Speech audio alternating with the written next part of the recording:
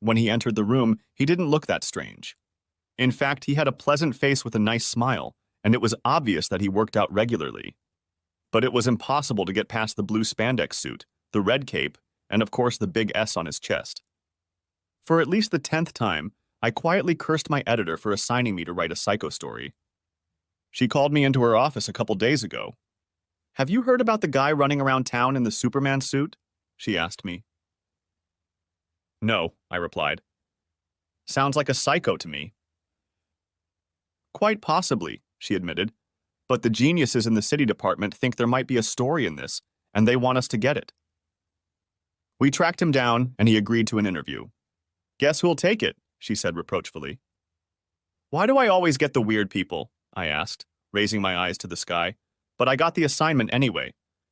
Whoops! It all flashed through my mind as I got up to meet him. I could only hope it wouldn't be that bad. "I'm Ella Finn," I said, rising to shake his hand. "Alex Stevenson," he said, returning my handshake. "Nice to meet you." We sat down and I pulled out a tape recorder. "I'll be recording today's interview," I said. "Is that okay?" "Sure," he agreed easily. "No problem." I checked the microphone again to make sure it was on. "So, this is Elle Finn, a reporter for the New York Times, interviewing Alex Stevenson, aka Superman. Mr. Stevenson, let's get right to the point. Do you really believe you are the Man of Steel?" "I wish you'd call me Alex," he replied. "It would make things a lot friendlier." He smiled lightly and I nodded in agreement. "Anyway, to answer your question, I'll say that no, I'm far from a superhero." "So why are you wearing a suit?" I asked. His face took on a serious expression. "Probably because I didn't want to be vulnerable anymore." I tried not to react, but it wasn't what I expected. "It sounds like someone hurt you badly," I said cautiously. "Do you want to tell me about it?" He sighed slightly. "Okay," he said, and began to tell his story. The F train had that peculiar smell of dampness that you sometimes get in the summer, and I was glad when I finally reached my stop on Queens Boulevard. But once I descended the stairs into the relentless sunshine at street level, I almost wished I was back underground. By the time I reached our apartment, I was dying to get inside, under the air conditioning. Glenda usually got home before I did, but when I unlocked the door, the apartment was dark and quiet. After I cooled down and changed into shorts and a t-shirt, I went into the kitchen and started cooking dinner. When I heard the front door open, I called out to her. "Hey baby, I'm in the kitchen. It's so hot, I thought it would be nice to make a salad for dinner. Do you mind?" She poked her head out from behind the doorframe. "Before you do that, would you mind coming out and talking to me?" "Sure," I said, and washed my hands, then walked into the combined living dining room. Glenda was sitting on the couch with her arms folded and her legs tucked up, as if she was freezing. Seeing the look on her face, I asked, "Everything okay, baby?" She raised her head but didn't look me in the eye as I lowered myself into the chair. "God," she said, "this is harder than I thought." Now I was concerned. "What's the matter, Glenda? What's wrong?" She took a deep breath, then exhaled sharply. "I don't know any other way to do this, Alex, so I'm going to be blunt. I want a divorce." "What?" I asked stupidly. "Is this a joke or something?" "No," she said quietly. "I'm not kidding. I'm going to file for divorce." I felt like I was in one of the bad novels I have to edit at work, except the characters usually have witty countermoves. I, on the other hand, had none. "But why? We have a good marriage. I don't want to get divorced. I love you." She shook her head impatiently, as if I were a child slowly learning lessons. "No, things haven't been this good for a long time. I could feel it, even if you didn't." She shifted on the couch and leaned forward as if trying to sell me something. "You didn't do anything, Alex. We just drifted apart. It's no one's fault. It just happens sometimes." I tried to protest, but she held up her hand. "Please don't," she said. "There's nothing you can say to make me change my mind." "I'll just pack my things and leave," she continued. I was still in a state of bewilderment. "You're leaving? Where are you going? Can't we talk about this?" She shook her head sadly. "I'm going to stay at a friend's house until we get things formalized here. Please, just accept it." Neither of us want to say anything that will make the situation any harder than it already is." With those words, she disappeared into our bedroom, and while I stood there in shock, she reappeared a surprisingly short time later, rolling her suitcase behind her. It was as if she'd already packed it and was waiting. "Please, Glenda, how about counseling? Can't we find someone?" She stepped around me and opened the door. "I'm sorry, Alex, I don't have anything to talk about. It has to be like this." With those words, she rolled her bag across the threshold and slammed the door behind her, leaving me standing in stunned silence. I slowly walked over to the couch and collapsed on it. In the novels I edit, the protagonist goes into a raging rage or goes to the nearest bar to get drunk or leaves to try to get laid. I didn't do any of those things. Instead, I sat in the encroaching darkness and tried to find answers to the questions swarming in my head. I just couldn't understand what had happened, much less why. My relationship with Glenda wasn't outstanding. We went to the same college and were part of a group that hung out with each other all 4 years we were there. Most of the time, neither of us dated each other. It was easier to do things as a group rather than as a couple. But in my senior year, Glenda started dating a guy who wasn't in our group, so we didn't see her as much as we used to. I think she was hoping he would propose, but he chose grad school in California, and they broke up at graduation. I was an English major and, like many others, wanted to go into publishing after graduation. So, like many others, I moved to New York City and started looking for a job. 500 resumes and 40 interviews later, I was working as a waiter and living with 5 friends in a 1-bedroom apartment in a bad neighborhood in Brooklyn. And then I got lucky. It turned out that my grandfather knew someone in the publishing business, and when he heard about my dreams, he approached me with a request. Eventually, I was able to land an internship with a real publishing company. The bad news was that the internship only paid minimum wage, so I still had to moonlight at night after I was released from my day job. The good news was that now I was actually working in the industry I aspired to and had the opportunity to learn what publishing was like from the inside. Now I was working 2 jobs and making 1 paltry salary, including tips. But the wonderful thing about being young is that you have both the energy and naivete to tolerate those conditions longer than anyone not in true slavery. On a Tuesday night, when I didn't have restaurant work, my roommates and I decided to head to a bar in Midtown Manhattan and spend some of our precious income on overpriced alcohol. While we were chatting raucously, I looked up and saw none other than Glenda Preston and her 2 girlfriends enter the bar. He stopped his narrative abruptly. "Can you not mention her name?" he asked. "Why?" I asked curiously.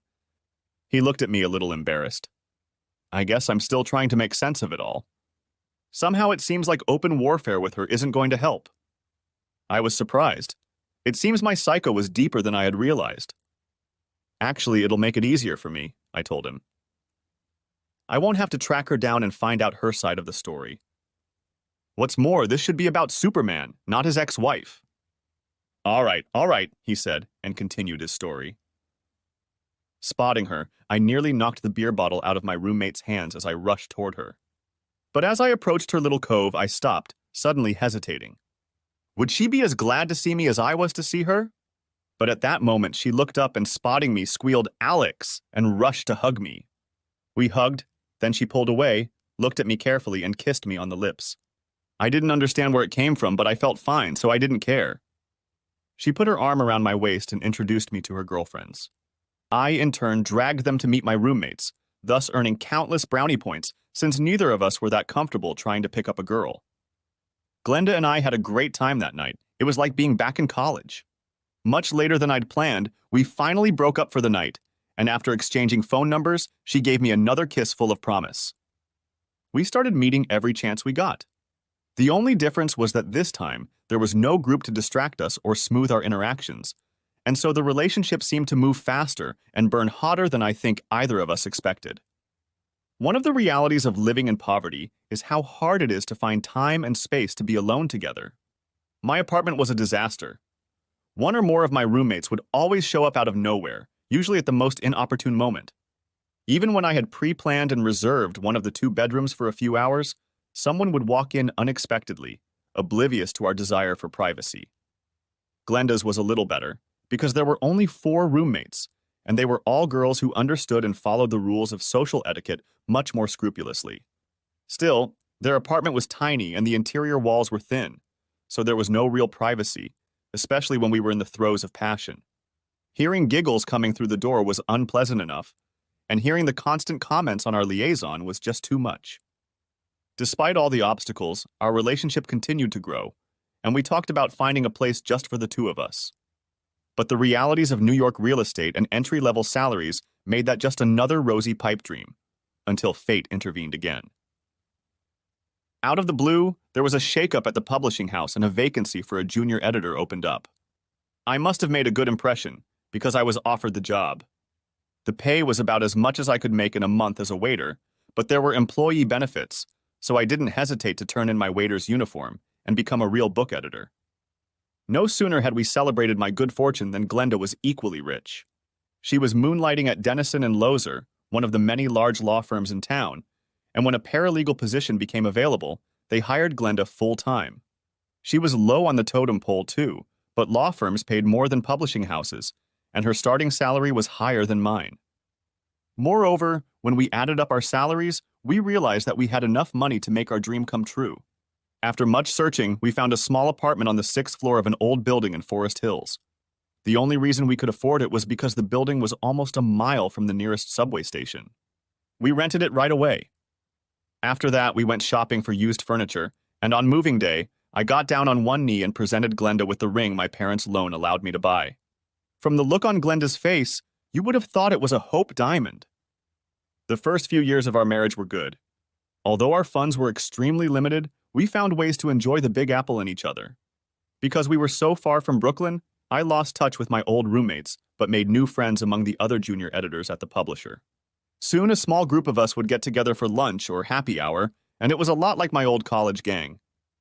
Glenda kept in touch with her roommates, but didn't seem to make that many friends at the law firm, probably because it was pretty stuffy, at least as far as I could tell. But if her job wasn't a source of social opportunity, it was definitely rewarding from a career standpoint. Glenda showed a real aptitude for legal matters, and her talent was recognized and rewarded. She began to be given more challenging assignments, which she enjoyed doing, and upon successful performance, she was promoted and moved to a higher partner in the firm. This inevitably led to longer working hours, but she was happy for the opportunity to show what she could do, and I was happy for her.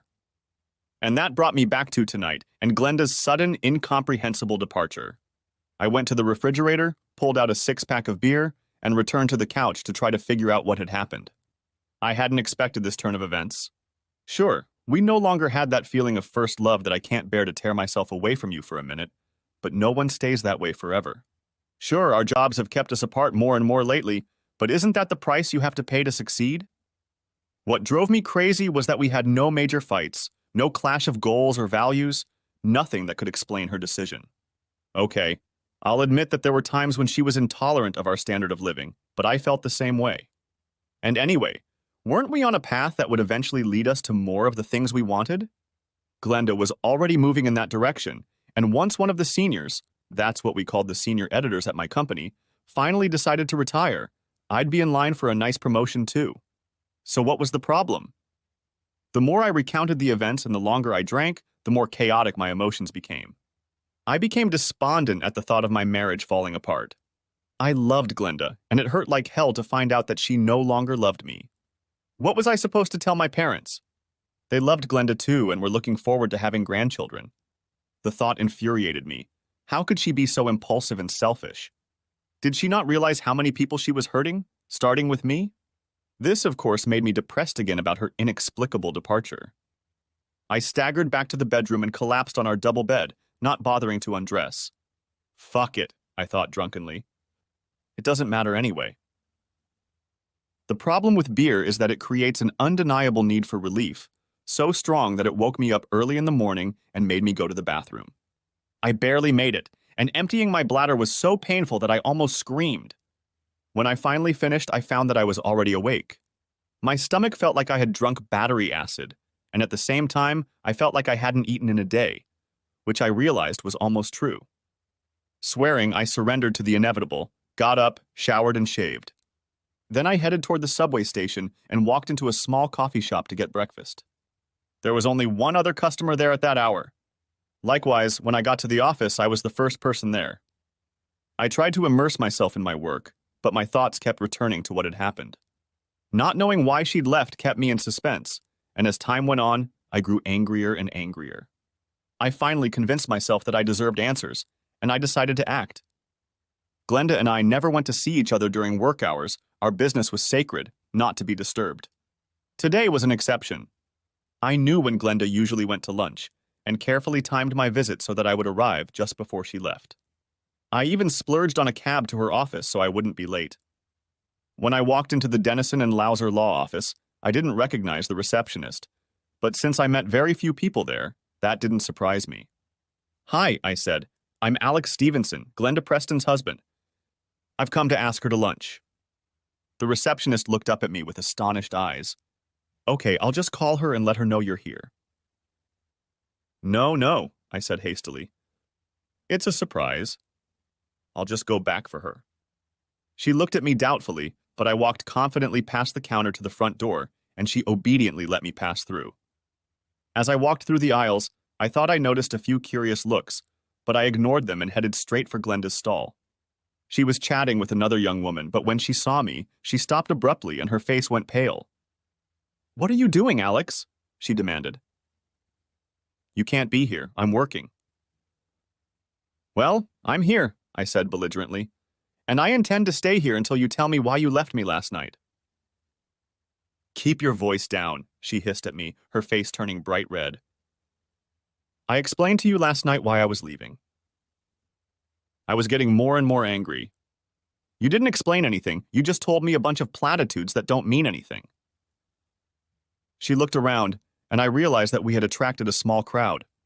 Other people working in the area clustered around her in a semicircle, as if to help her fend off an attack. I was embarrassed, but I couldn't back down. Realizing that a confrontation could not be avoided, Glenda seemed to jump at the opportunity. "You want to know why I left you?" she said, making no attempt to lower her voice. "Well, I'll tell you, I'm leaving you because you're a nobody. You're a weak little man hanging on to your pathetic job, hoping that someday someone will die and you'll get a promotion. You're boring and uninteresting, you've gotten fat and sloppy. That's why I'm leaving you." I stood there in shock with my mouth open. I felt like I had been punched in the face. Who was that woman? "But," I objected weakly, "you didn't say anything before." "Well, I just did, loser," she snapped back. "And you want to know something else? You suck in bed and not in a good way." "Ooh, great," I heard someone exclaim in the crowd. I was stunned, and my pride was wounded. "Well, screw you," I said firmly. She only laughed. "Screw you? You work for a publishing company and screw you is the best you can do? That's just pathetic!" "Ouch! That's gotta hurt!" came another voice from behind, and the whole group burst into laughter. Humiliated, I glared at her, then turned and walked out, continuing to laugh. When I walked through the door into the reception area, the receptionist looked up in surprise. "Aren't you going to lunch with Glenda?" she asked. "No," I replied curtly. "Oh," she said and smiled broadly. "Well, have a good day." Luckily, the elevator door opened at that moment, and I rushed inside in time to escape. There was no hope of me getting any work done in time, not after all that, so I called the office and told them that some of the things I had eaten I didn't like. Then I got on the subway at Queens Station and headed home.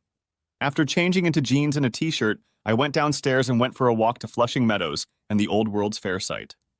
I found a place to sit near the Unisphere, and as I looked at the huge metal sculpture of the globe, I wondered what had just happened to me. I'd never heard Glenda complain about any of the things she'd accused me of in her office today. Sure, I was ambitious, but I was also smart enough to realize that opportunities don't come along very often in the publishing business. What's wrong with being patient? And that rant about my sexual activity, it was a low blow, literally. She never once complained. Besides, I was sure she often had orgasms when we had sex. But if she wasn't satisfied, I'd be happy to do more or try something different, if only she'd mention it. Nevertheless, I had to admit that her insult shook me to the core. I looked down at myself and noticed an incipient roll of fat around my waist. Damn! I had let myself get sloppy. When I was in college, I kept myself in pretty good shape, but the fat around my middle was something I couldn't deny. Beer and bar food, I thought with guilt. I immediately made a vow to myself. Join a gym, give up alcohol. After Glenda's scathing assessment of me today, I was under no illusions that I could win her back, and I didn't want to, for that matter. But I could damn sure show her that I could change if she'd only give me a chance. I pulled out my smartphone and found a gym near my office. It wasn't cheap, but I figured the fact that I could save money on beer would help me get by. I went back to work the next morning, bringing my gym bag with me, and for the next 2 weeks I went to work out every day after work. My muscles ached, but not as much as my ego and, I'll admit, my heart. Even if Glenda had turned into some kind of harpy, I couldn't fall out of love overnight with the woman who had recently been my wife. The other junior editors beckoned me to join them on their after-work walks, but I dodged them, making one excuse or another to get out of it. I didn't want to tell them I'd given up alcohol, I didn't want them to know I went to the gym every day now, and most of all, I didn't want to admit the reason why. But of course, I was a fool to think I could keep up this facade for long. Anyway, one afternoon I got a call from Candy at the front desk informing me that I had a visitor. As I walked outside, I saw a man I was sure I had never met before. Nevertheless, he smiled pleasantly at me and asked, "Alex Stevenson?" "Yes," said I curiously. He handed me an envelope. "Mr. Stevenson, you have been served." With those words, he bowed to Candy, turned and walked away. Candy had already outlived several husbands, so she knew exactly what had happened. Even if she didn't, the look on my face would have been obvious to her. "Oh, Alex, I'm so sorry," she said. "I didn't know you and Glenda were having problems." I nodded at her words and turned to walk back to my desk, not trusting my voice to say anything. Sure, I had expected something like this, but the finality of the divorce decree still made a strong impression on me. The envelope lay unopened on my desk as the clock struck 5 o'clock, and my 3 best friends from work stood in front of me. "Let's go, Alex," Marie said, grabbing my hand. "You're coming with us." I tried to protest, but the 3 of them wouldn't settle down, and I didn't have the strength to resist. When we got to the bar, they all looked at each other when I ordered a soda with lemon, but no one said anything. Finally, Jacob took the bull by the horns. "Okay, Alex, Candy told us about what happened today." "Come on, spill it. What happened between you and Glenda?" And I did. I wasn't going to wash my dirty laundry in front of my friends, but it had been festering inside me for so long that once I started, everything came out, even the details of my humiliating meeting with Glenda in her office. "That bitch!" Tommy exclaimed. "Must have slept with Connor. Ouch!" He turned to Marie with an accusing look. "What did you kick me for?" But I paid no attention to their bickering and grabbed onto what Tommy was saying. "Slept with Connor? Are you talking about Connor James from her law firm? What does he have to do with Glenda?" I demanded. "Well, after we saw him sucking on her face, it was pretty obvious. Ouch! Damn it, Marie, that really hurts! Don't you know when to keep your mouth shut?" Marie hissed at Tommy as he stood rubbing his shin. Then she turned to me with an apologetic look on her face. "I'm sorry, Alex. Back in March, the 3 of us went out to dinner, and then we walked into a bar and saw them together. From the way they were acting, it was pretty obvious what was going on. I made a few quick mental calculations.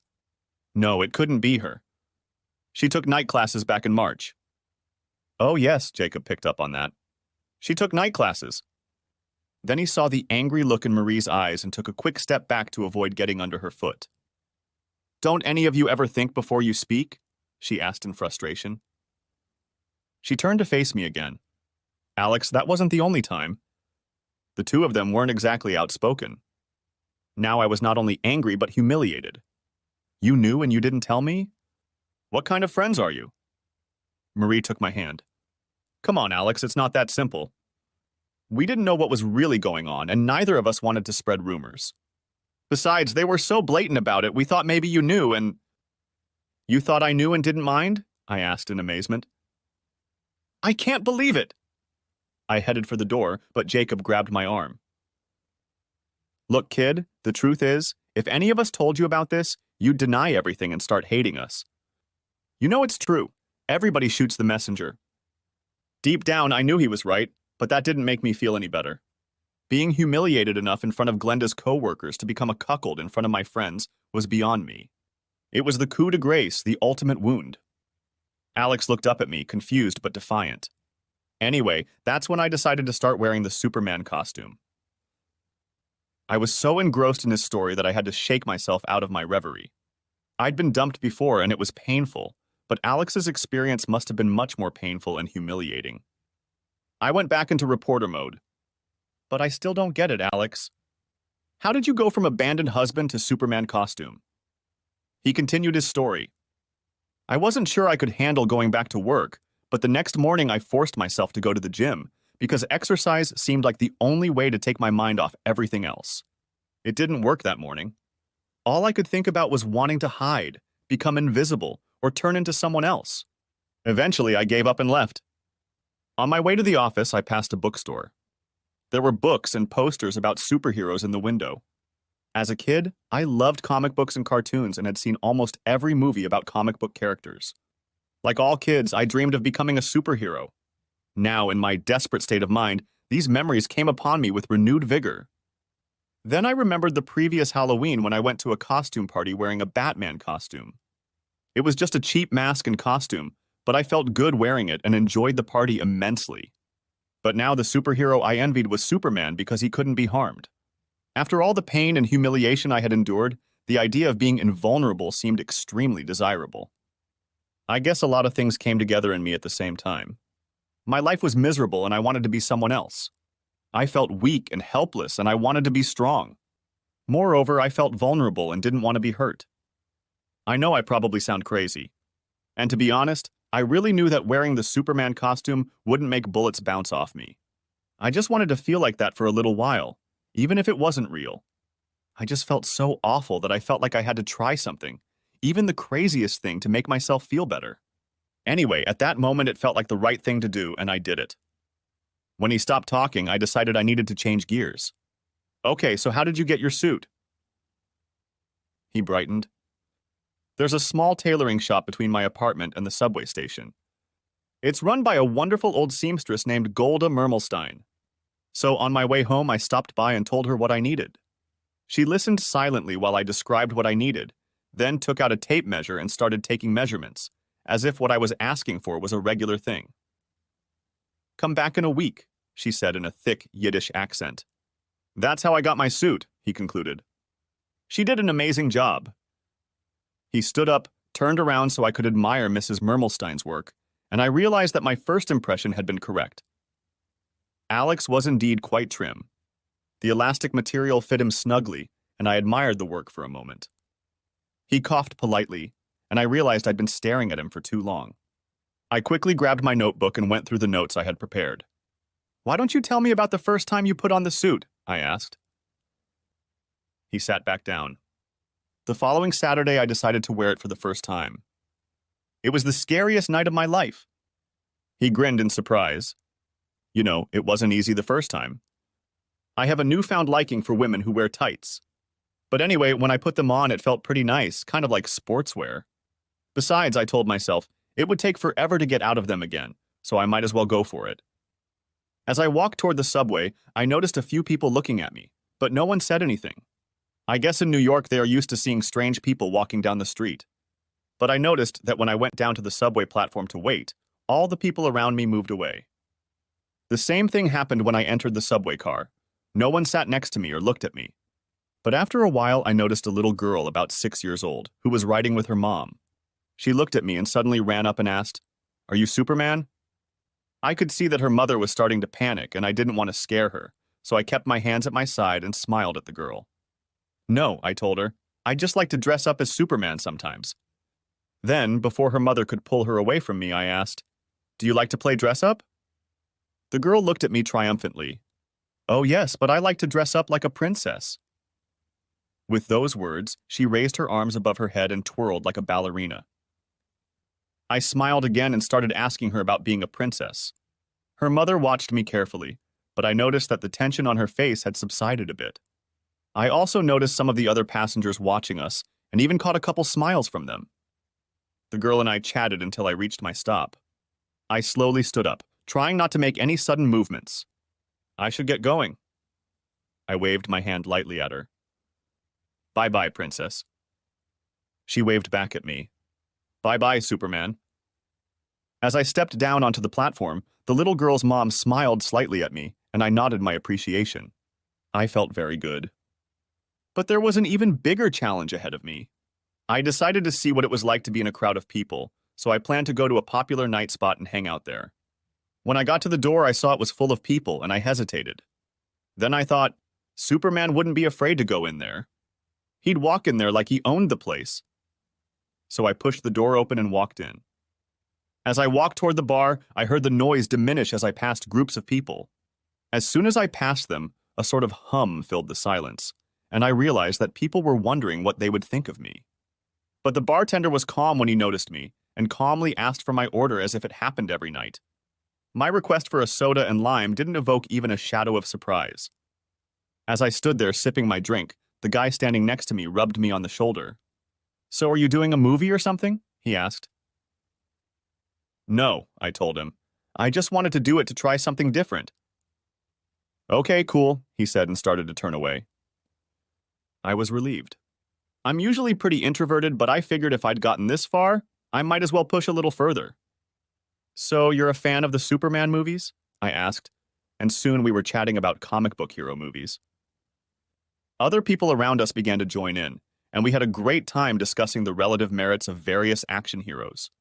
Finally, the woman next to me pulled out her cell phone to take a picture of me, and when I saw the time, I was surprised.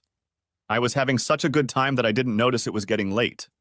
I paid off the bartender, leaving him a good tip, and headed for the exit.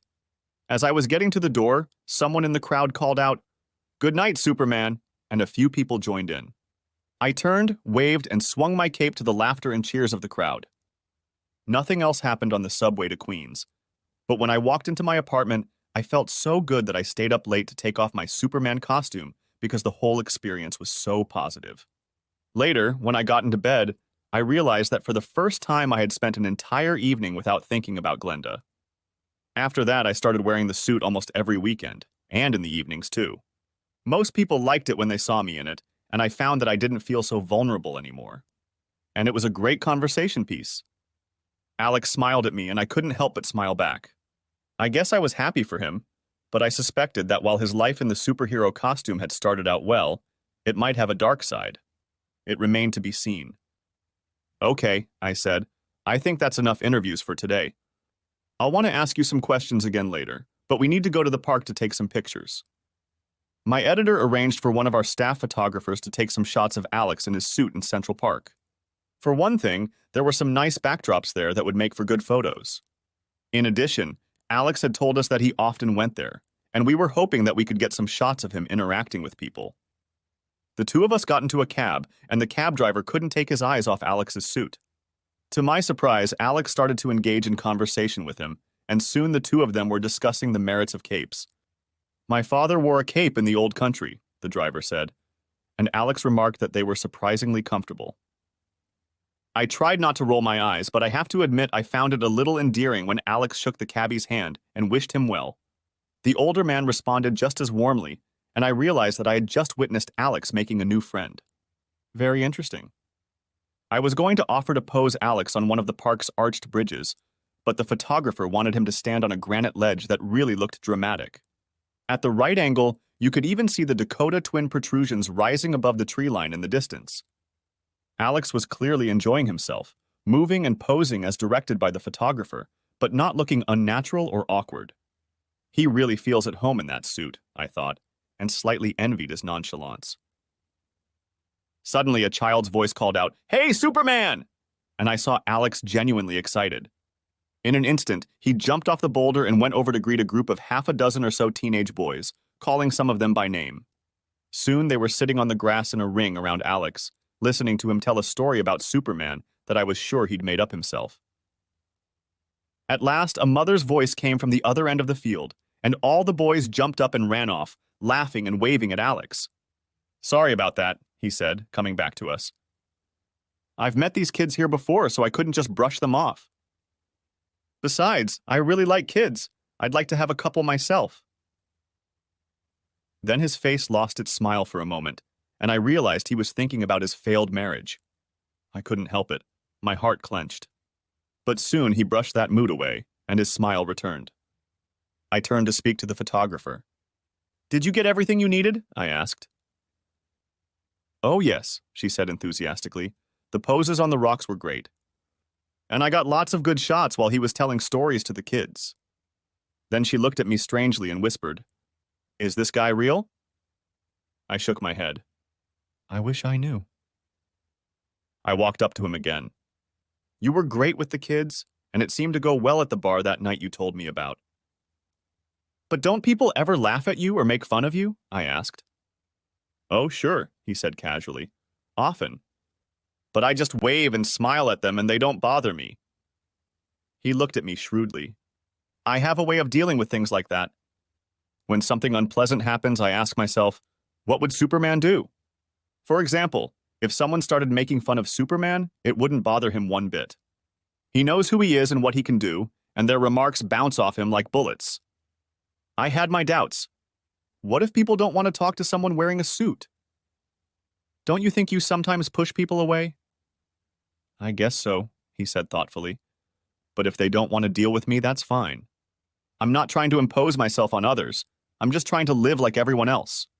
Just doing it differently. He saw that I was skeptical and suddenly perked up. Hey, I have an idea. Are you doing anything tomorrow night?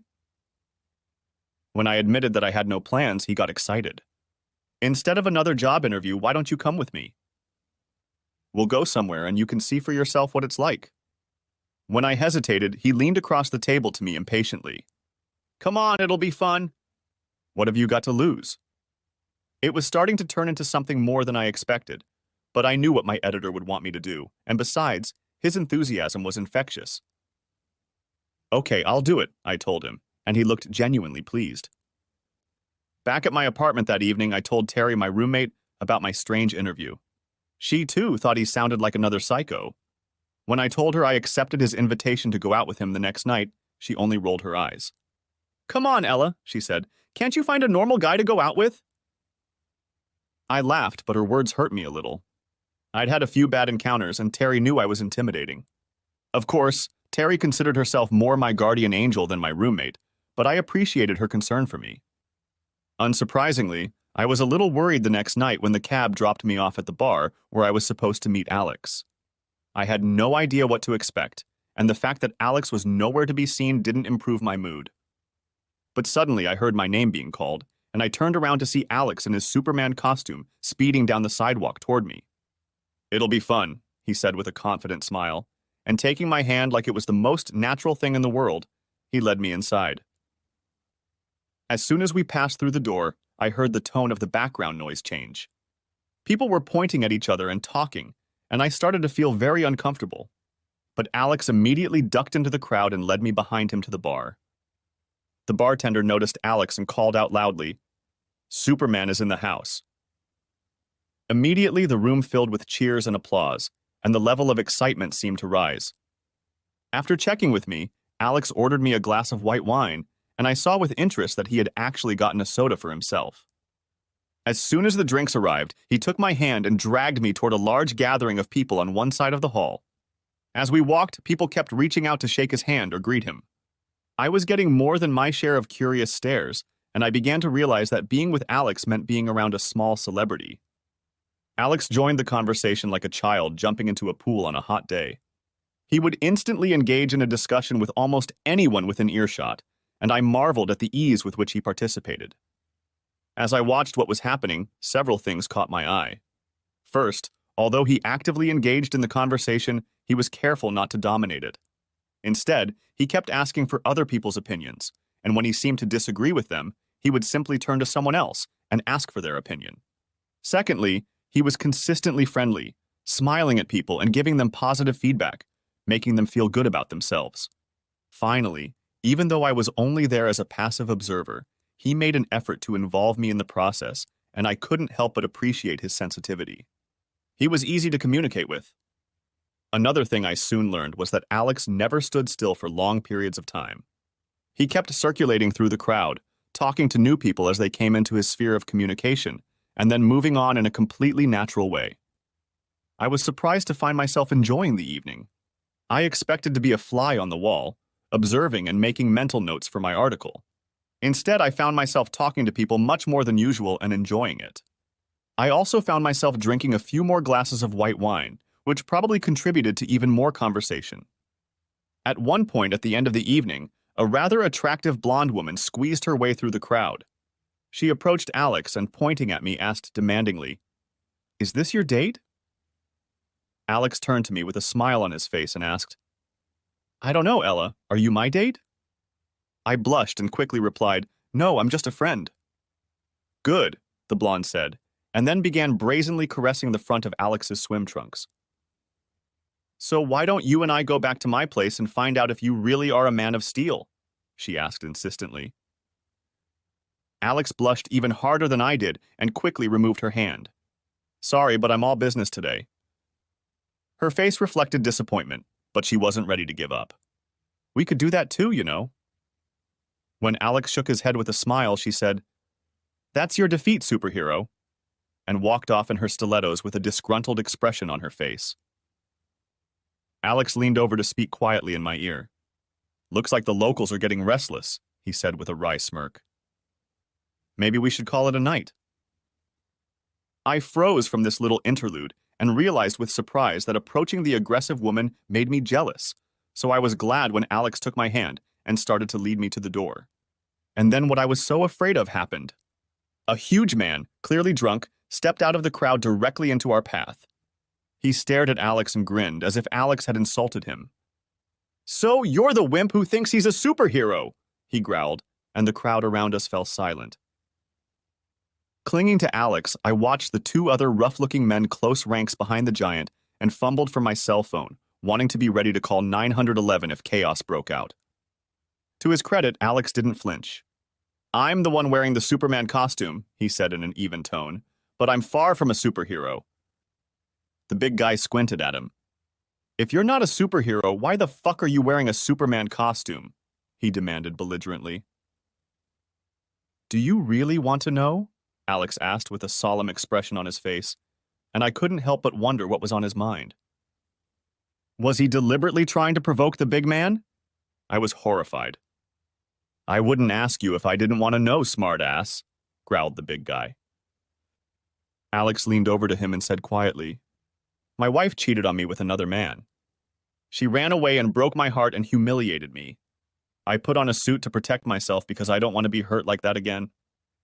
The big guy looked at Alex for a long time, and then he did something I never would have thought he would do. He wrapped his arms around Alex and hugged him. "Damn, man, I know how you feel." My wife did the same thing to me. He then let go of Alex, patted him on the shoulder, and said, "Take care of yourself, you hear?" With those words, he stepped aside, opening a path for us to the door. Behind us, someone shouted, "Good night, Superman!" And as others picked up on that cry, we left the building.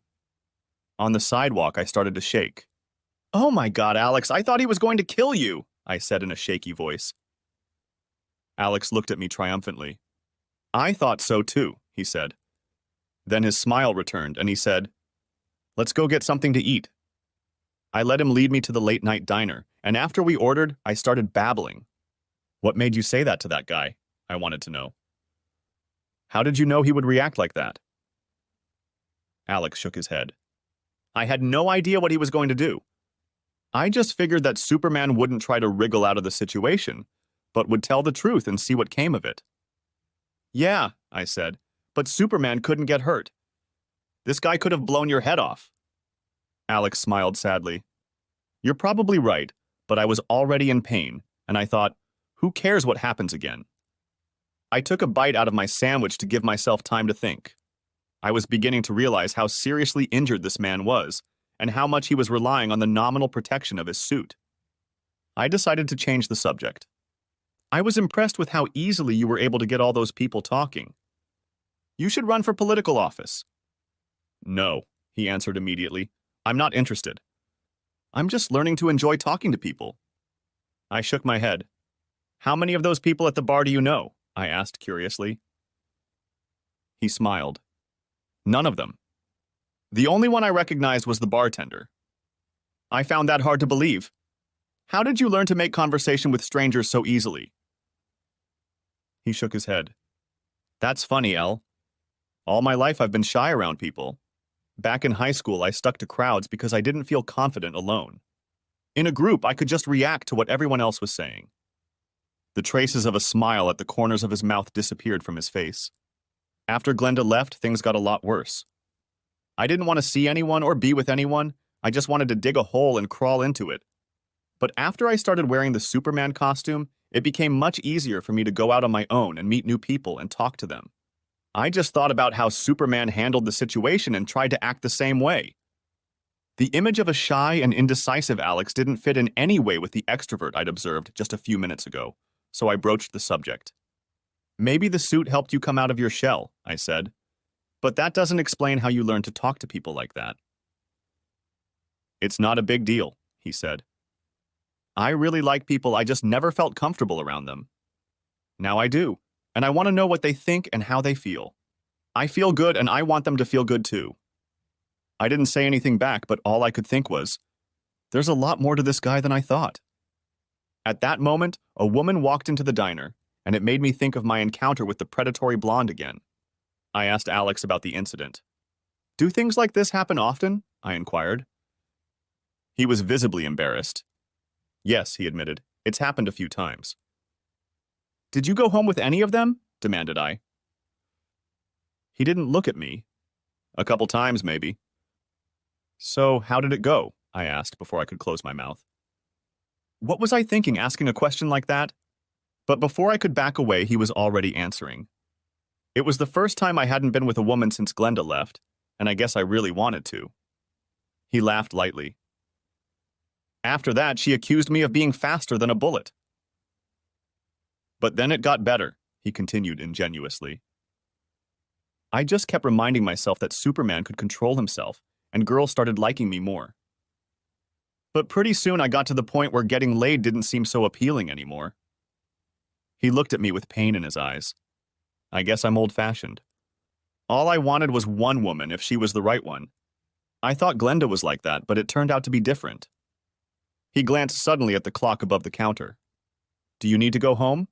He asked thoughtfully, and looking at the time, I was shocked at how late it was already. He walked me to the curb and caught a cab for me. I guess a raincoat fluttering in the wind comes in handy sometimes. While the cabbie eyed him, Alex opened the door and helped me inside. Thanks, Ella, he said. I know it was just for your article, but I really enjoyed being with you tonight. Then he closed the door, and as the cab pulled away, I looked back and saw him standing on the curb. The cabbie turned to look at me. Who was that? He asked curiously. I'm still not sure I know, I said. When I got home, Terry was waiting for me, and she wanted to know all about my evening. After I finished talking about the night's adventures, she asked what I thought of Alex. When I told her about how badly he'd been hurt, she gave me a hard look. He may have had a hard time because of his ex-wife, but he's not a lost kitten, Ella. You don't need to give him shelter and a bowl of milk, you know? I know, I said, but it was hard for me to stop thinking about him and everything he'd been through. When I sat down to write an article about Alex, I found it very difficult to get started. On the one hand, recounting the experiences Alex shared with me would be easy, and what I observed in the park and at the bar would definitely make a great piece. But I found myself struggling to convey what was really going on inside Alex. One question every reader would like an answer to is why a seemingly normal guy would do such a seemingly irrational act. I reread the article several times before I came up with a headline I liked. Heartbroken superhero seemed to me to best capture the controversy, and once I realized that the rest flowed easily. When I got the assignment, I was sure it would be a waste of time and my work would be ruined. But after a tumultuous day and night with Alex, and another day spent trying to describe what was really going on inside him, I began to take great care of my paper. I didn't want it to end up in the spike, and I was terrified when I finally turned it in to the editor. An hour later, she called me. Do you have more? She asked gruffly. What do you mean? Asked I irritably. It's already the right length. I carefully edited the article down to the standard length for the city section. I consider myself a serious writer, and I realized that if I didn't edit my work, someone else would start editing it and ruin what I had done. It's not suitable for Sunday Magazine, she said, and I sighed. An article in Sunday Magazine can be much longer. What's more, The articles that appear there tend to get a lot of attention, and unlike the daily articles, they stay on the Times website all week long. I was shocked. Pleasantly shocked, of course, but still. I went back to the computer and started pulling up all the material I had cut out. With the luxury of all those lovely extra column inches, I quickly began to revise what I had, turning it from a news item into a feature story. I kept the basic idea, but now, freed from the inverted pyramid style, allowed the story to flow much more organically. By the end of the day, I had finished the piece, and my editor was quite pleased. "It's really good, Ella," she told me, "and you managed to submit it in time for the Sunday edition." I felt like I'd hit a grand slam. In the evening, I did something I shouldn't have done. I called Alex and told him to check the Sunday Times magazine this weekend. "So it won't be on the daily news?" he asked uncertainly. "Is that good or bad?" "Oh, that's definitely a good thing," I said. "You'll see." After I hung up the phone, however, I began to have my doubts. What I'd turned in to the editor was a positive, honest human interest story, and I thought it captured Alex very well. But that didn't mean the finished product would turn out that way. What if some higher-up editor decided to turn the story into a humor piece mocking Alex, or worse, making fun of him? I've seen that happen before, and the result could be pretty brutal. If it happened, he'd think I'd written it that way. The more I thought about it, the more I wished I hadn't called him. Reporters are supposed to keep their distance from their subjects, to be impartial. If they don't, they lose objectivity, and then it's no longer reporting. But damn it, I found that I couldn't help but like Alex, and if my article turned into a rant, I'd feel terrible. Besides, I admitted to myself, I'd probably never see the guy again. While that was still unlikely, it would be nice to think it was possible. I had deliberately avoided perusing the magazine beforehand, but when my own copy of the Times showed up on my doorstep, I quickly reached for the magazine section. There, on the cover, a picture of Alex standing on a boulder in Central Park stared back at me with smiling eyes and a hard expression. Underneath it was the headline, "Queen Superhero with a Broken Heart." OMG, my story made the cover! I quickly switched to the article under my author title and started reading. No, I was relieved to see that they hadn't turned my article into a parody. Moreover, the more I read, the more I realized that they had used it almost exactly as I had written it. Not only that, they had used it all of it, my whole damn article. Wow! I sat there in my pajamas and felt great. Getting the cover story was an amazing coup that a reporter like me could only dream of. And then another thought struck me. I wanted Alex to read the article and tell me he liked it. Where did that come from? I wondered. After reading the article, Terry only shook her head. "You're doing it again, Elle. This guy is damaged. I don't want you to get hurt." I ignored her. On Monday, I received numerous congratulatory phone calls, but I hadn't heard from Alex. I realized that he had no particular reason to call, but I grew more wary every day. Maybe he had a different reaction to the article, I thought. Or maybe he took offense at my attempts to give a balanced view of him. Or maybe, I thought sadly, he just wasn't interested in talking to me again. I was deep in self-pity when my cell phone rang. It was Alex. "Hi, Ella," he said. "I'm sorry I didn't call you sooner, but things have been crazy around here. None of my friends at work can believe it's me. My mom from Illinois even called. I don't know how she found out about it. She's worried about me," he said with a laugh. "She thinks I've lost my mind." He kept talking nonsense while I tried to get a word in edgewise. Finally, he paused to catch his breath, and I took advantage of the moment. "So," I said, "what do you think of the article?" "Oh, that was," he said, then paused, and I heard him talking to someone else for a few seconds before he got back on the line. "Look, that was my boss, so I should get going. But before I do, I was wondering if you could have lunch with me on Wednesday. Then we can talk more about it." "Sure, I guess," I said, trying not to give away my impatience. "Great!" he enthused and gave me the name of a small establishment on 8th Avenue, not far from my office. "I'll see you Wednesday at noon," he said, and left.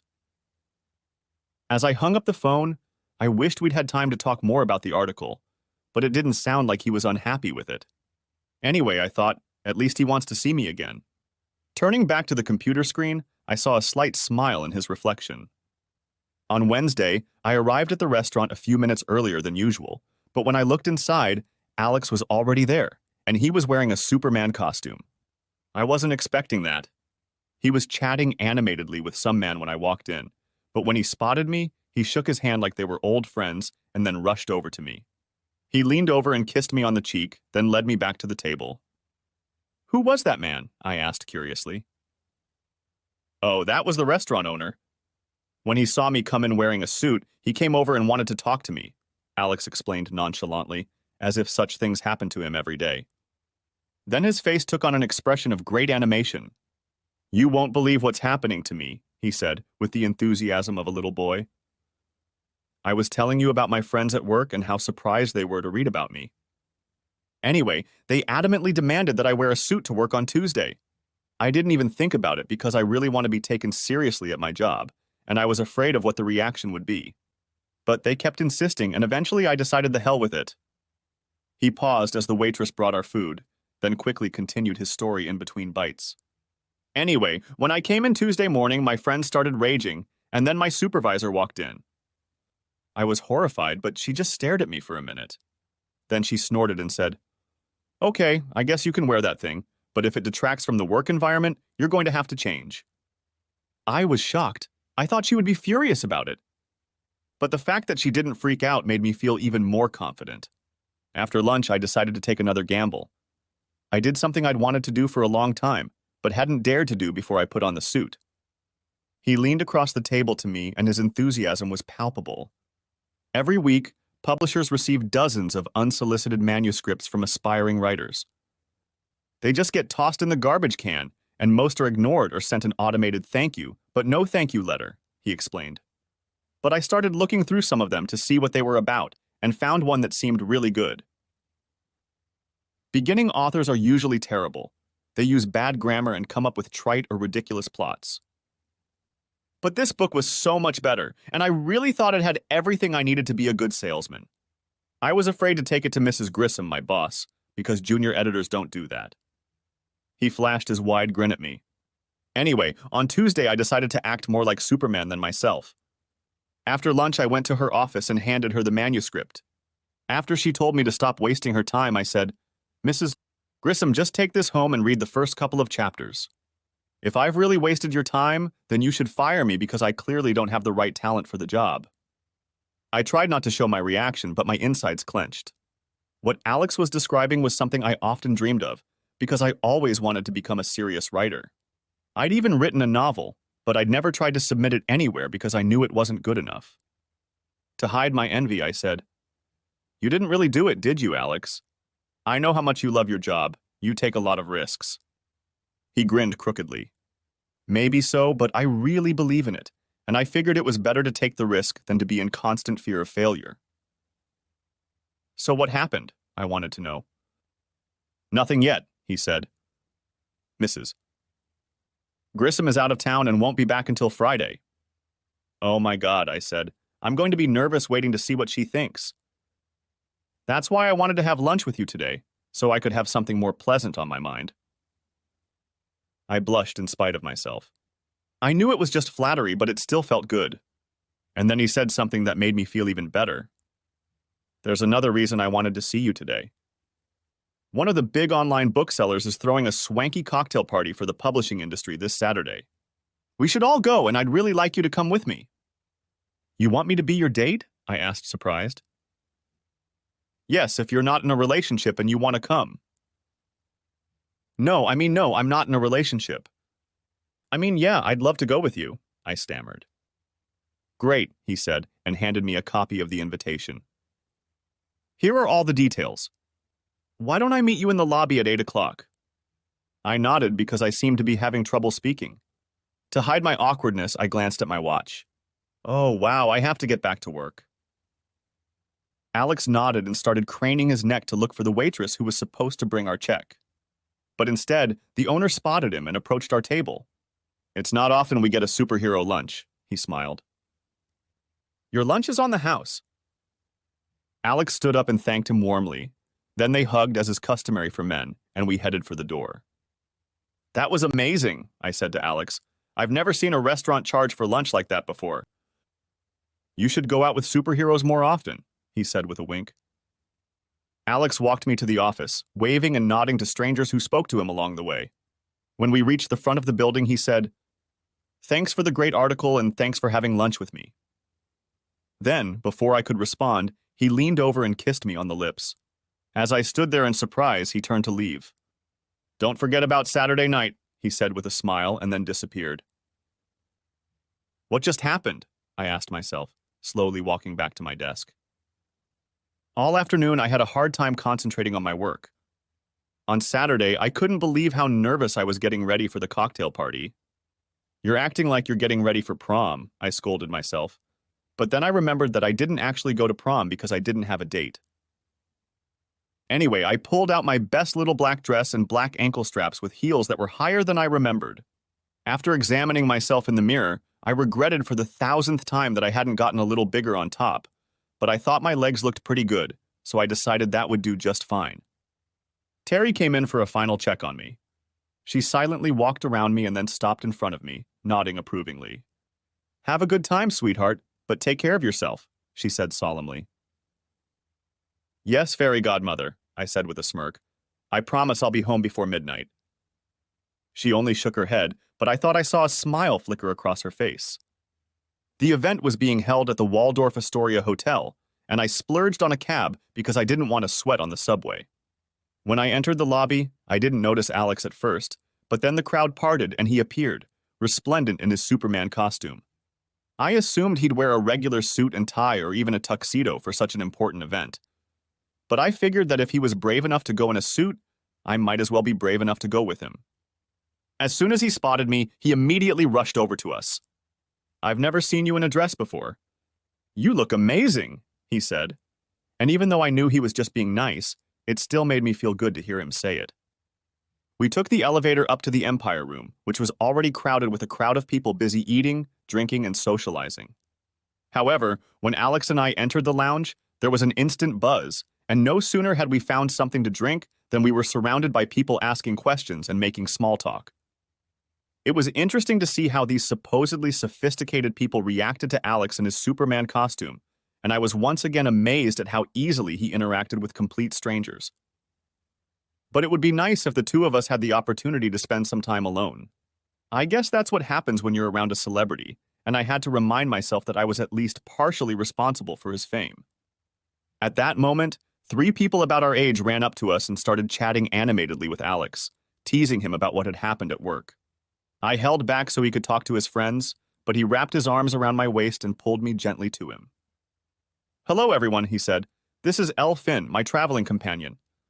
She is also the reporter who wrote the Times article." He turned to me. "These are the people I told you about in my office. This is Jacob, Tommy, and Marie," he told me, introducing them one by one. When I shook hands with the 2 guys, I noticed that they both took the opportunity to check me out, and that pleased me. But when I shook Marie's hand, I thought I saw a hint of jealousy in her eyes. She was probably hoping Alex would ask her to go with him, I thought, and felt a slight smugness at the fact that I was the one in his arms. After a few more minutes of conversation, the 3 of them retreated to the appetizer table to refresh their plates, and I took the opportunity to pull Alex aside. "So what was that about something big happening in your office?" I asked. "Gosh, I almost forgot to tell you the big news. Mrs. Grissom called me into her office today, and I was sure she was going to give me the axe. But instead, she said she liked the manuscript I gave her. She thinks it has great potential." "That's great, Alex," said I excitedly. "I can't believe it. Your gamble paid off." "And that's not all," he continued. "She told me she really admired my initiative and willingness to take risks. She said that was exactly the kind of senior editor they needed. So instead of being fired, I got a promotion and a big raise." "Oh, Alex, congratulations," I exclaimed and hugged him. He responded to my hug, and it felt really good, until I suddenly felt him tense up. "What's that?" I asked. "That's Glenda, my ex," he said in a low voice. "She's coming this way. And that's Connor James with her. He's the guy she cheated with." "Why are they here?" I asked.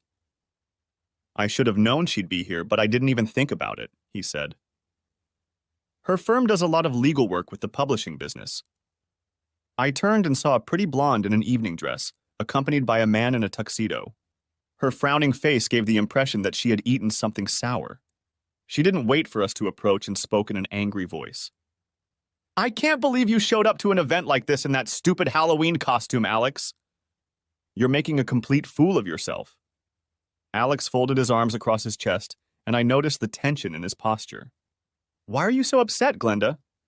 Why do you care what I choose to wear? You look ridiculous in that padded suit, and I'm embarrassed to have you here like this amongst all these important people. Sorry to embarrass you, but I'm going to wear what I want whether you like it or not, Alex said, then added, and for your information, the suit has no lining. Reflexively, Glenda reached out and touched his bicep, then jerked it away in embarrassment when she realized what she'd done. Clearly trying to change the subject, she glanced at me. You have not introduced me to your little companion for this evening, she said wryly. I beg your pardon, he said in a sarcastic tone. Glenda Preston, let me introduce you to Elle Finn. This is the New York Times reporter who wrote the Sunday magazine article about me. She looked at me with a chuckle. How appropriate, she said. An associate editor at a publishing house and a reporter at a newspaper. Two losers from two dying industries. Then, before either of us could react, she grabbed her companion's arm and said loudly, Come on, Connor, let's get out of here. Alex started to stalk after her, but I grabbed his arm. Please don't make a scene, Alex, I begged. Who cares what she thinks? For a second, I thought he was going to pull away from me and go after her, but then his muscles relaxed. Okay, Elle, I'll leave it at that. She just has a way of getting to me. I've barely seen or talked to her since she left, and I thought she couldn't upset me anymore. And here in less than 2 minutes, she's insulting me and you, and there's nothing I can do about it. I didn't want to ask, but I couldn't resist voicing my concerns. Do you still have feelings for her, Alex? I asked. He was flabbergasted. Oh God, no. It's not that at all. I guess what makes me so upset is that she's the one who messed up, she's the one who lied and left me, and I'm the one who feels bad. And then all of a sudden she shows up tonight and acts like it's all my fault. And there's nothing I can do about it. It was clear that he was still hurt by what had happened, but I was relieved that he wasn't fixated on Glenda.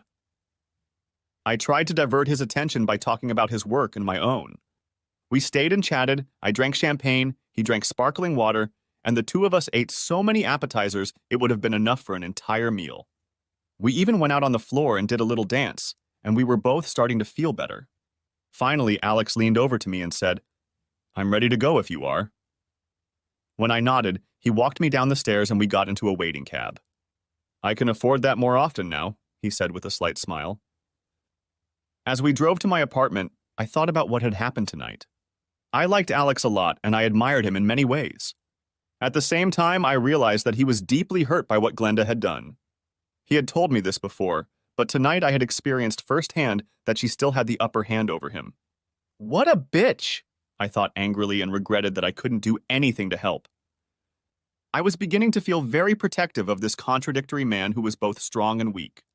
Perhaps because of this, or maybe just because a little of the courage from his Superman suit had transferred to me as well.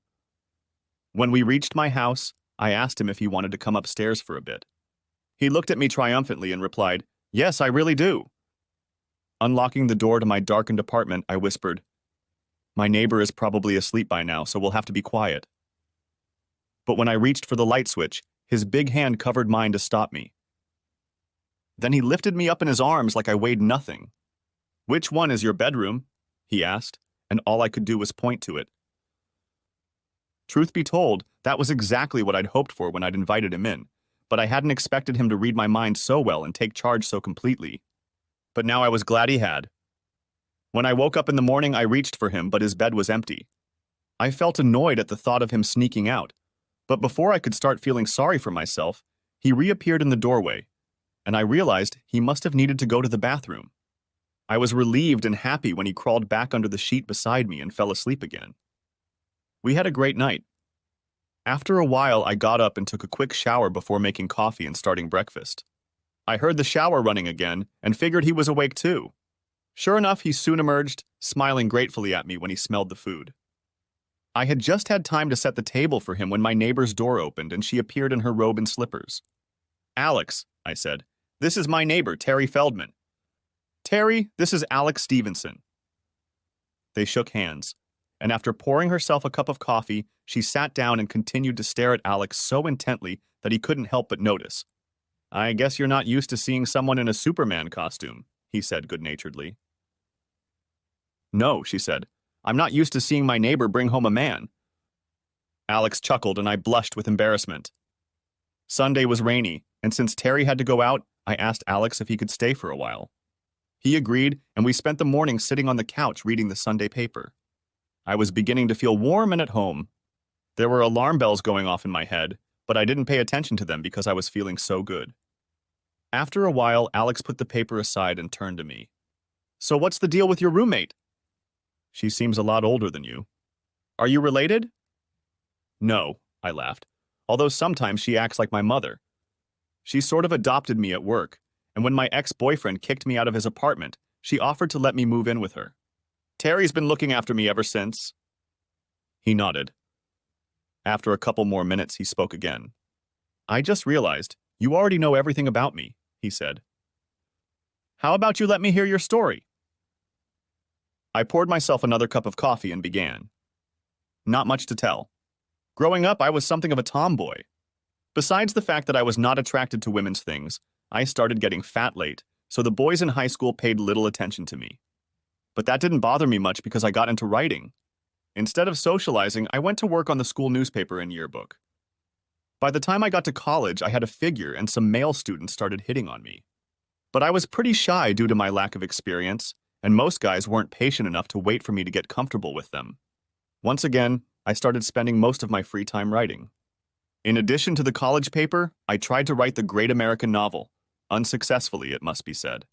Although I didn't date much, I did have one pretty intense romance, but the guy broke my heart my senior year when he dumped me for someone else. When I graduated from college, I managed to get a job at my hometown newspaper. While I was working there, I did some reporting that earned me a good reputation. When I applied for a job at the Times, they apparently liked what I did because I got the job. When my then boyfriend dumped me, Terry took me under her wing, and that's pretty much my whole story. Alex and I spent all day at my apartment and ended up making love again. It was no worse than the first time. Eventually, he said he had to go home to get ready for work on Monday. As he left, he kissed me and said, "I'll call you." I hoped he meant it, but that's what my last beau said, and I never heard from him again. I really hoped Alex was sincere, especially since in many ways this was the best weekend of my life. I wasn't ready for it to be over. Terry got home a little later and gave me a careful look. "Well, I'll tell you what, he's definitely getting attention." When I didn't say anything, she gave me a hard look. "You really have it bad, don't you?" "I've never seen you treat a guy like that." "He's really special," I admitted, "but I still have a lot of doubts. It's so strange. I'm happier than ever, but at the same time I'm scared to death." She only shook her head. "If he hurts you, I'll make a contract with him." I knew she was joking, but I really appreciated her concern. She walked down the hall, but then turned around. "Oh, and next time don't forget to use an air freshener. It stinks in here." I turned crimson. Monday night when I got home, no sooner had I closed the door than the phone rang. It was Alex, and he was so excited I could barely understand him. "Elle, you won't believe what happened tonight. The CBS people called. I'm going to be on the Letterman show tomorrow night." He revealed that he has been a huge fan of David's for years and couldn't believe he would be a guest on his idol's show. "Is your participation in the Letterman show going to be a problem for Mrs. Grissom?" I asked, but Alex assured me that there would be no problem with the publisher. "It's great publicity for them," he enthused. I promised him I would watch, as if I could do anything else. But after I hung up the phone, I was overcome with mixed feelings. On the one hand, I was so happy about Alex's unexpected good fortune, and so glad that he had decided to call me to share the news. On the other hand, a nagging voice was asking if I liked the real Alex or just the man in the suit. Now that I thought about it, I realized that I had never seen him without a suit, except when we went to bed together. Then I suddenly began to wonder if the suit was a crutch he needed to get through life. I tried to brush off my doubts, but they wouldn't go away so easily. It's so like me to worry about good news. Needless to say, on Tuesday night, Terry and I settled in front of the TV just in time for the Letterman show to start. David's first guest was a pretty young pop singer in a very short skirt who performed her latest hit, and then sat down on the couch to chat with the host for a bit. Then, after a commercial break, David introduced the man everyone in New York City is talking about, the city's latest hero, Superman. The audience applauded as Alex came on stage, waved to the crowd, and then shook hands with David and the pop star. I held my breath, hoping Alex wouldn't do anything that would seem funny, but I needn't have worried. Despite his adoration for Letterman, Alex appeared relaxed and at ease with the conversation. He told the story of why he started wearing the suit, and then proceeded to tell the story of his run-in with a biker in a bar. This story drew an approving response from the audience. Responding to a few leading questions from David, Alex deftly gave self-deprecating answers that drew laughter and applause. It was obvious that even Letterman was impressed. The pop star, on the other hand, couldn't resist stroking Alex's biceps and making suggestive comments about him being a man of steel. "Show us your superpower," she persisted, even when Alex refused. But after she pleaded a third time, he winked at Letterman, then stood up, bent over and grabbed the squealing girl under her arms, easily spinning her in a large circle while revealing that she was wearing a thong. When he deftly sat her back down on the couch, she exclaimed, "Oh my God, that was amazing!" And the audience erupted in laughter and applause. Letterman, who never missed a cue, shouted out, "Ladies and gentlemen, Superman!" And the applause turned into a standing ovation. Alex turned and bowed to the singer, shook Letterman's hand again, and left the stage, waving to the audience who continued to applaud. Terry turned to me in amazement. "That's quite a performance. Are you sure it's never been on TV before?" "I don't think so," I said, but I was also shocked at how successful Alex's appearance had been. I was beginning to be convinced that the costume really was magic. The next day at work, I checked some of the night critics' blogs and saw that Alex's performance had generated a ton of approving comments. I tried to call him to congratulate him, but the line was busy every time, so I left him a voicemail. He didn't call back until the afternoon. "I'm sorry I didn't call you back sooner, Ella," he said, "but my phone has been ringing off the hook all day. And listen, I got a call from the William Morris Agency. They want to represent me. They think I have show business potential." "Really?" "That's incredible, Alex," I said. "What did you tell them?" "Well, I told them I wanted to think about it. It would mean I'd have to quit my job here. But the guy said he thought they could get me on a lot of shows and appearances, and that could bring in a lot of money. He even hinted that they could make a deal with Hollywood to make a movie." The whining voice I'd heard before was now screaming at me, but I tried to keep my fears out of my voice. "Oh, Alex, I'm so happy for you. Everything seems to be working out just fine." "I know," he said, "but I don't want to rush into it and make a decision I'll regret later." He grinned crookedly. "I already did that once with Glenda." I offered to help him in any way I could, but then he got a phone call and had to disconnect. "I'll talk to you tomorrow," he promised.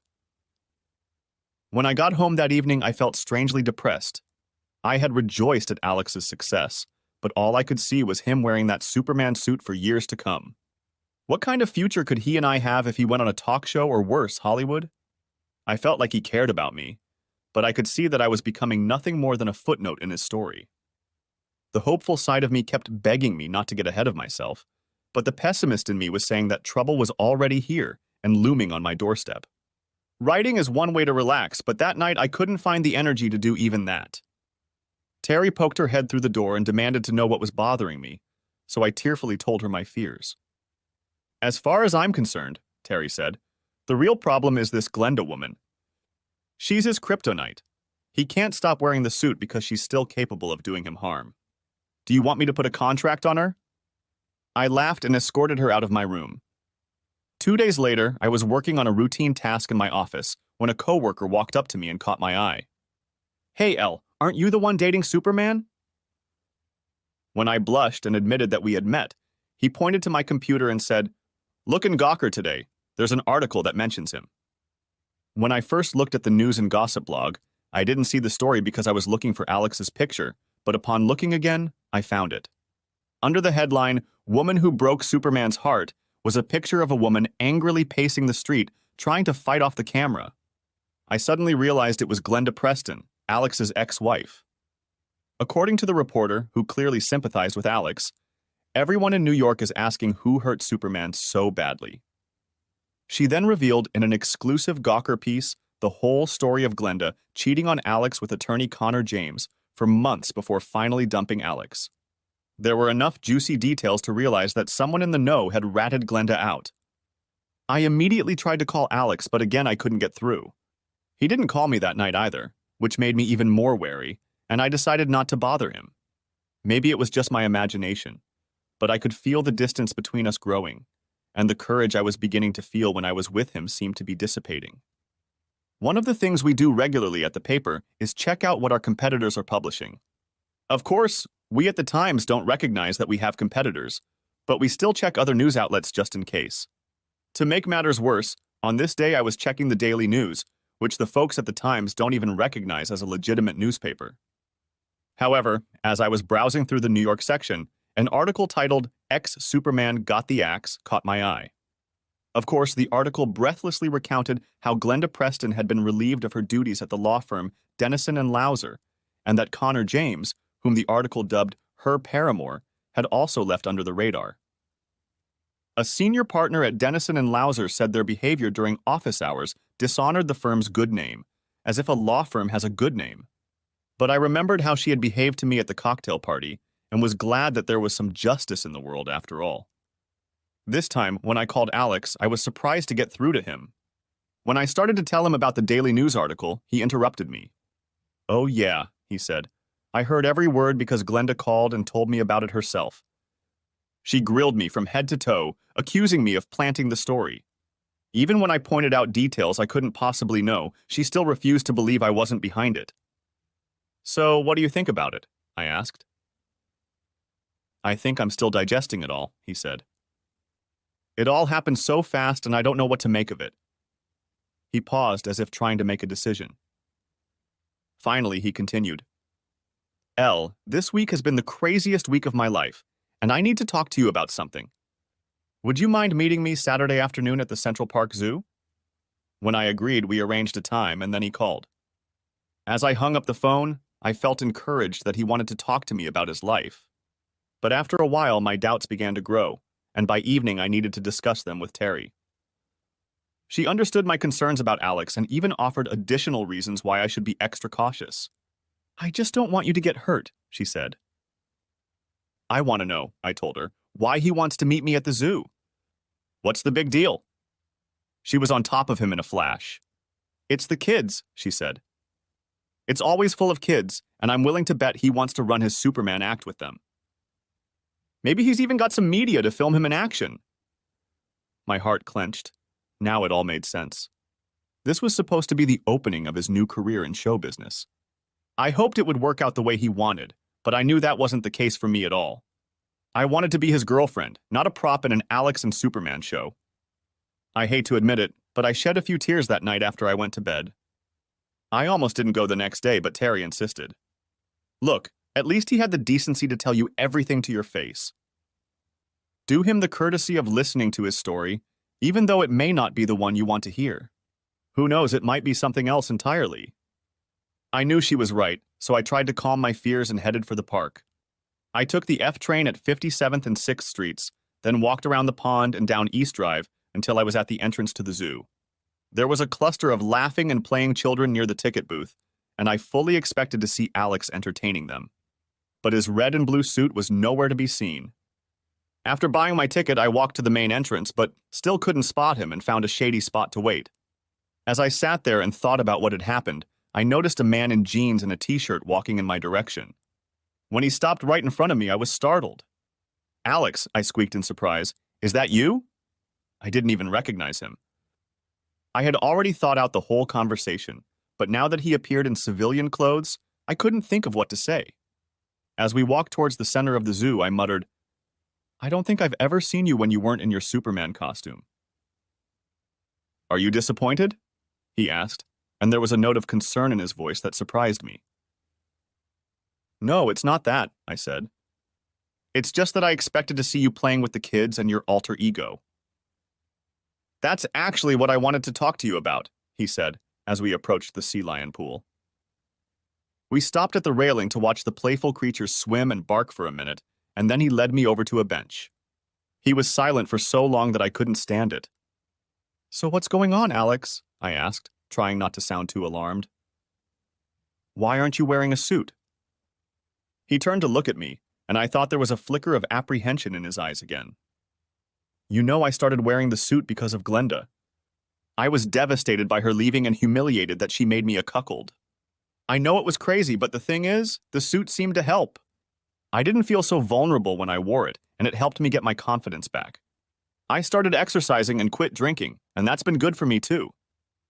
Then came all this fame, and things started happening really fast. I got promoted at work when I took the manuscript to my boss. Then I got on the Letterman show, and now I have people who want me to go to Hollywood. He reached out and took my hand. But the best thing that's happened to me out of all of this is meeting you, he said quietly. My breath caught, and my hopes started to rise, but he shattered them with his next words. But now I have a problem, and I'm afraid I'm going to disappoint you. I don't understand, Alex. The thing is, I started wearing this costume to protect myself from humiliation. But now that everyone knows the real story, it was she who was humiliated. She can no longer hurt me, and now she has to suffer the consequences of her actions. As a result, I no longer feel the need to wear the suit. I was encouraged by his words, but couldn't ignore the implications. But Alex, if you stop wearing the suit, it means you'll miss out on the opportunities the agent talked about. You could be giving up real fame and fortune. Maybe, he said, but it's not who I am, not who I want to be. And that scares me. He looked intently into my eyes. Would you be disappointed if I gave it all up? Would you still be interested in me if I wasn't Superman anymore?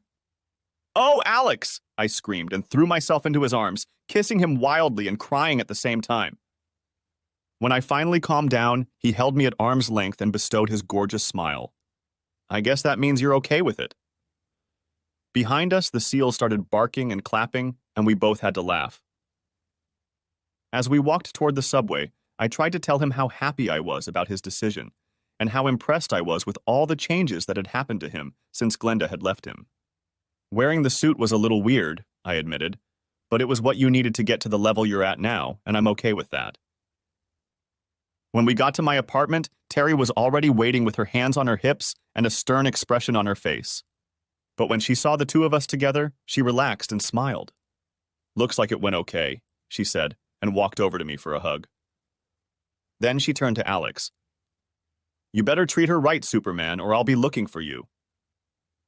But she said it with a satisfied smile, and Alex leaned over and hugged her and promised that she would. Okay, Terry said. I have to go meet some friends, and you two look like you could use some privacy. Reaching the door, she turned around to look at me. Don't forget, she said. The air freshener is in the closet. With those words, she walked out, leaving me blushing. Alex came over and put his arm around my shoulders. She really cares about you, doesn't she? He said. Like I said, she's more like my guardian angel than my roommate, I told him. She can be a little annoying sometimes, but it's nice to know she's got my back. When the two young men left for Elle's bedroom, Terry walked down the sun-drenched sidewalk until she came to a small sidewalk cafe. When she noticed her two friends waiting at a table, she waved and asked the waiter to bring her a drink. Well, said one of the women, don't keep us in suspense. Did it work out as you hoped? Yes, exulted Terry, waving her fists triumphantly. I finally got Alex out of his Superman costume, and it's just the two of them. They're already back at the apartment, and from the way they looked at each other, they're going to be together for a long time. The other woman shook her head admiringly. I have to hand it to you, Terry. You have a flair. Terry lowered her eyes with obvious false modesty. That's all right, she said. Of course, I wasn't sure about the boy for a while. When I first saw him in that costume, I thought he was crazy, a mesh eugener.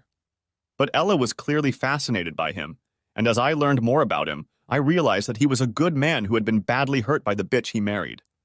Even though they divorced, it became clear to me that she was still a bad influence on him. I decided that if I wanted to bring Elle and him together, I had to do something to break that curse. The other friend leaned forward. So how did you do it? Well, Terry continued, I had a little help. My sister works at the same law firm as that bitch, and she gave me information about what was going on over there. All I had to do was call a blogger I know at Gawker and tell her the best part. When the story broke, That was all it took to expose the ex-wife and give her what she deserved. Once that happened, Alex was freed from her curse, just as I had envisioned. "Perfect!" her friend exclaimed. "You think that's a good thing?" Terry smugly continued. "Wait until you hear what else I've done for Ella." "Well," said the second woman, "come on." "What have you done?" Terry reached into her bulky purse and pulled out a stack of papers. "What is it?" the first woman asked. "It's a book contract for Elle," declared Terry triumphantly. She never believed she was good enough, but I knew better. So I took a copy of her manuscript, pretended to be her agent, and sent it to a publishing house. Of course, they offered her a contract. She winked at the other ladies. "Maybe this will turn out to be my wedding present for her." The second woman shook her head admiringly and raised her glass. "I nominate Terry Feldman for Yente of the Year." All three women laughed and drained their glasses. Terry looked at her friends and smiled. "I don't know about that, but I know one thing," she said. "If you want to accomplish something, you don't need a costume or superpowers to do it. All you need is a little chutzpah." That's it! Thanks for watching, I hope you enjoyed it. So subscribe to my channel and watch the next video.